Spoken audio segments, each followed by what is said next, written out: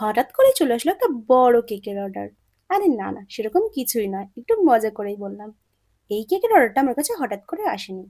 আমার একজন repeated client আগে থেকেই এই কেকটার কথা বলে রেখেছিল আমাকে। সো হাই ফ্রেন্ডস, আমি পিহু। তোমরা সবাই কেমন আছো? আশা করি সবাই অনেক ভালো আছো, আর আমিও খুব ভালো আছি। তোমরা তো জানোই আমার লোকেশন কোন্নগর, হাওড়া টু ব্যান্ডেলের মধ্যে। তোমরা যারা আমার কাছ থেকে কেক অর্ডার করতে চাইছো তারা স্ক্রিনে দেওয়া নম্বরে হোয়াটসঅ্যাপ আর কল করতে পারো। তোমরা তোমাদের বাজেটের মধ্যেই আমার কাছ থেকে কেক পেয়ে যাবে। আর তোমরা তোমাদের ইচ্ছে মতো কাস্টমাইজও করিয়ে নিতে পারবে। এটা আমারই একজন রিপিটেড ক্লায়েন্ট অর্ডার করেছিল শ্রীরামপুর থেকে।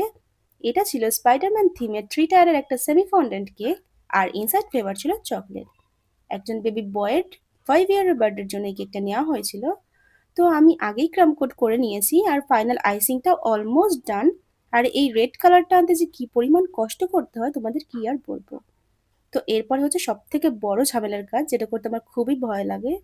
তো একটার ওপর আরেকটা টিয়ার সেট করে নিচ্ছি আমি। করা হয়েও গেছে। তো এবার এই ওয়েবগুলোও করে নিচ্ছি আমি।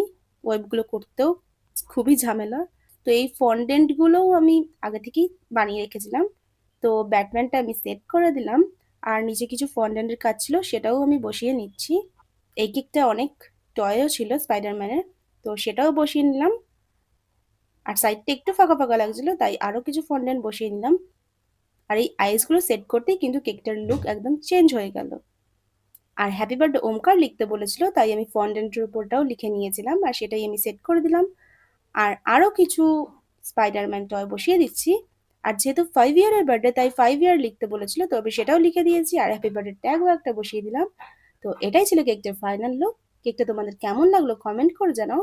আর ভালো লাগলে একটা লাইক করে দিও। দেখা হচ্ছে নেক্সট ভিডিওতে। Thanks for watching and keep supporting.